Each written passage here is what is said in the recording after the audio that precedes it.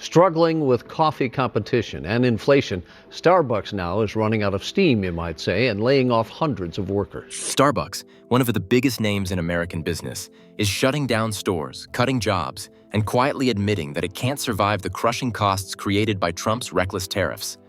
The company has already announced plans to close more than 400 stores by the end of the year, a move that stunned investors and employees alike and showed just how deep the damage runs. This is not just about a coffee chain. This is about American workers losing their jobs, families losing their income, and entire communities watching their safety nets collapse. Today is maybe my last shift with the company because yesterday we all come into work and we're told that our store is closing. Trump promised tariffs would bring jobs back. Instead, they're destroying them, driving up the cost of everything from beans to packaging. If a giant like Starbucks can't survive this tariff war, what chance do smaller businesses have? Meanwhile, on the other side of the world, China is not losing. It is winning. While Starbucks shuts down, Luckin Coffee, China's own rising giant, is expanding at lightning speed. Not only in China, but Luckin Coffee is now in the US and taking over too. Beijing is filling every gap left behind by American companies. Trump's trade war isn't crippling China, it's crippling America, and China is taking advantage of every mistake. While 500 Starbucks stores are closing, the Chinese competition is getting the opportunity it needs to grow. Analysts estimate nearly 500 stores in the U.S. and Canada are closing, meaning more opportunity for competitors across North America. This is the truth that no one in power wants to say out loud. We are watching the beginning of an economic collapse that will spread far beyond Starbucks. Retail, manufacturing, trucking, packaging, construction, all of it will be hit. The question is not if this collapse spreads, but how fast. Stay with me because in this video, I will break down how this all started, how it's destroying US jobs, and how China is outsmarting America at every turn. Make sure you subscribe right now so you don't miss the facts that others refuse to tell you. Now let's get into it. Starbucks' sudden shutdowns didn't happen in a vacuum. They're the direct fallout of Trump's reckless tariff war, meant to bring jobs back, but instead triggering closures and layoffs. Starbucks depends on a global supply chain. When Trump slapped tariffs of 30%, 60%, and even 100% on imported goods, those costs didn't just vanish. They landed directly on Starbucks' bottom line. All right, let's talk tariffs and coffee, because President Trump's newest round of tariffs could make your morning cup of coffee more expensive. The White House just hit Brazilian goods, for example, including coffee, with a 50% tariff. Coffee in the United States has long been more than just a morning ritual. It is a multi-billion-dollar industry that depends almost entirely on global supply chains. What many Americans don't realize is that coffee does not grow naturally in most of the US. Only small-scale production exists in Hawaii and Puerto Rico, but the volume is minuscule compared to national demand. This makes the US heavily dependent on imports, particularly from Brazil, Colombia, and Vietnam, the world's largest coffee producers. Here lies the price problem.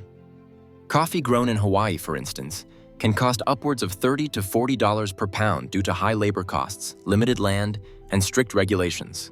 By contrast, Brazilian coffee, grown on massive plantations with lower labor expenses, often lands in the US market at $2 to $4 per pound wholesale. The affordability of coffee in every diner, office, and Starbucks has been built on these cheap imports. Without them, the US would never sustain its daily consumption of nearly 400 million cups per day. Even American farmers admit they cannot produce cheap coffee.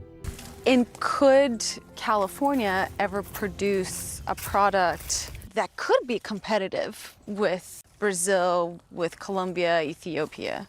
I think that our costs of production, our labor, our water, everything else, mean that we can never get to that point where we could be a worldwide competitor. But tariffs have shaken this delicate balance.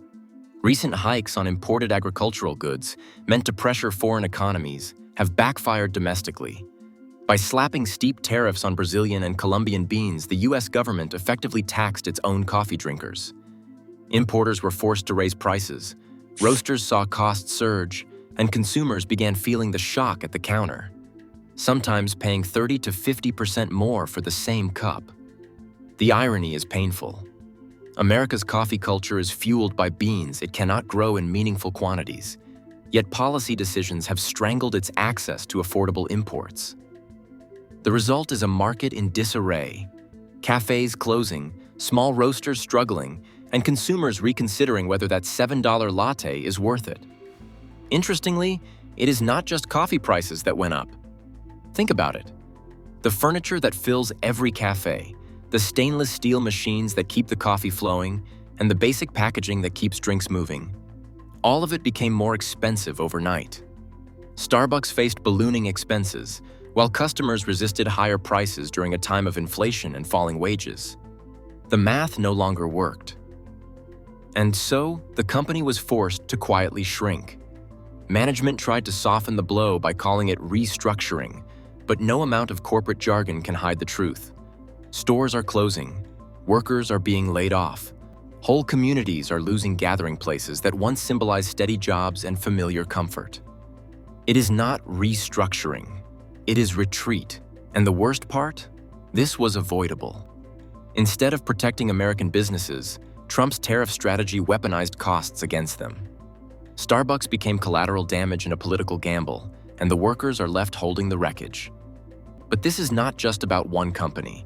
It's a warning shot for the entire US economy. The question is, who benefits while Starbucks bleeds?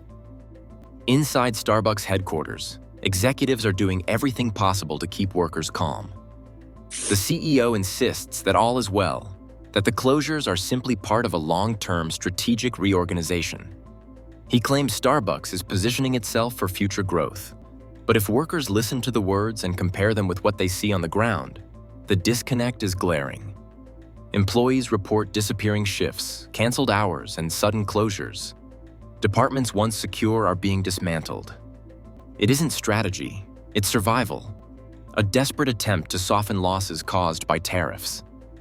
It does not make sense to be closing down stores if indeed they were doing so well. It seems store sales have been negative for 6 straight quarters, and CEO Brian Niccol has just surpassed the 1-year mark in that role. This is the second round of layoffs under Niccol. There were some 1,100 positions eliminated, mostly in its corporate headquarters earlier this year, as Niccol looks to streamline this business. The spin, however, is designed for more than just workers. It is also meant to soothe investors and keep the stock market from panicking. Starbucks is a publicly traded giant, and executives know the consequences of admitting how bad things really are. But investors are not blind. Wall Street analysts have already flagged shrinking margins, and the financial filings reveal what Starbucks would rather hide. Growth has stalled, profits are squeezed, and expansion plans are frozen. Meanwhile, workers are stuck in the middle, caught between a collapsing reality and a polished lie. They know the truth because they feel it in their paychecks and schedules. They see coworkers disappear, not through promotions, but through layoffs. And here lies the brutal irony. Trump promised his tariffs would be a patriotic move, bringing jobs and wealth back to America. Instead, they're stripping away jobs from the very workers he claimed to defend. The gap between the promise and the lived experience is impossible to ignore. Starbucks is proof that tariffs don't just hit China. They hit American workers first. And this is only the beginning. While Starbucks shrinks under the weight of US tariffs, China is playing the long game and winning. Trump's tariffs were supposed to weaken Beijing's economic influence. Instead, they opened doors for Chinese competitors to step in where American companies retreat. Nowhere is this clearer than in the coffee market. Starbucks once dominated China's growing café culture. It was a symbol of Western prestige and modern lifestyle. But today, that dominance is evaporating. Enter Luckin Coffee, a Chinese chain that has risen from scandal to become a powerhouse.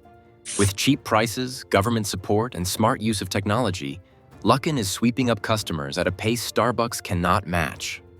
Why? Because while Starbucks is being squeezed by US tariffs and rising costs, Luckin is shielded by China's state-backed supply chains. Its ingredients, logistics, and digital platforms operate inside China's protected market and even to the Luckin stores opening in the US. In dollar terms, China has been generating close to $3 billion in annual revenue for Starbucks. But the combination of high rents, labor expenses, and discount pressures has significantly eroded profit margins. Local rivals such as Luckin and Cotti are aggressively undercutting Starbucks with far cheaper drinks, rapidly winning over the price-sensitive customer base. That is why Starbucks China could be sold off soon. Back in July, the company received bids of about $10 billion to be sold to new Chinese owners. That bid is in consideration. But right now, Starbucks management is still trying to save the business because they realize how important the Chinese market is. In response, Starbucks has been forced to cut prices on iced coffees and tea-based beverages, reducing them by around 5 yuan or 70 cents. Yet these measures have done little to stop the erosion of its market share. Once seen as Starbucks' most promising international frontier, China is now turning into a financial drag, leaving investors and analysts questioning how long the company can sustain its premium strategy in a market increasingly dominated by budget competition. Luckin faces no tariff penalties or trade war fallout, and Chinese consumers notice that. To them, Starbucks is becoming an overpriced foreign luxury, while Luckin is the everyday choice. This shift has profound meaning. Every Starbucks store that closes is not just a lost cafe. It's lost influence because Starbucks was America's brand ambassador in China, a symbol of cultural and economic reach. With each step back, China fills the gap with domestic champions. Starbucks isn't just shrinking in America, it's losing ground abroad. And when global markets tilt in China's favor, the balance of power shifts with them. And this is where the real damage begins. Because what's happening to Starbucks is now happening everywhere. From factories to trucking routes, from packaging plants to small-town cafes. Starbucks' crisis is not isolated. It is the front edge of a much bigger storm. Every time tariffs raise costs, they ripple across the economy. Coffee beans must be roasted, packaged, and delivered. Stores need construction, furniture, cleaning, and repairs. Thousands of suppliers, contractors, and logistics workers depend on Starbucks' steady operations. When the chain cuts back, those jobs vanish too. Take trucking companies, for example. Starbucks relies on fleets to move goods nationwide. Fewer stores mean fewer deliveries. Drivers lose routes, hours shrink, and small trucking firms collapse. The same pattern hits packaging manufacturers who supply Starbucks cups and lids. Then there are the construction workers who build or renovate stores. Suddenly, contracts disappear. A single corporate restructuring can unravel entire local economies. Starbucks is only one company. Across industries, from retail to healthcare, tariffs are triggering the same domino effect. Higher costs, thinner margins, and the American Chamber of Commerce has warned repeatedly that tariffs do not simply punish China. They punish American companies that rely on imports to survive. Yet the administration ignores these warnings. Trump doubles down, selling tariffs as strength, even as unemployment creeps upward and bankruptcies climb. For workers, the fallout is not abstract. It is felt in lost wages, canceled benefits, and families pushed into debt. If Starbucks, a global giant with billions in revenue, cannot absorb the shock, what chance do smaller businesses have? Tariffs are not a shield, they are a wrecking ball. And with every swing, American jobs shatter while China quietly fortifies its position. While Americans paid more at home, Brazil and other nations adapted fast. Instead of begging for access to the US market, they redirected exports to Europe, the Middle East, and even China, where demand remained strong and governments were more open to stable, long-term trade deals. These new markets not only absorbed what the US turned away, they offered Brazil a steadier environment without the constant threat of political tariffs. The irony couldn't be clearer. Tariffs meant to rebuild America ended up rebuilding its rivals. The US cannot replace what it doesn't produce. Coffee barely grows on its own soil, and Hawaii's output is too small and costly to matter. So while imports collapsed, prices soared, and the global balance quietly shifted away from the United States. America's trade war was supposed to make it stronger. Instead, it exposed how fragile the system really is. If you think this story ends with coffee, it doesn't. The next wave of tariffs will reach deeper into everyday life and hit even harder. Stay with me and don't miss the truth behind the headlines. Subscribe now and stay ahead of the game.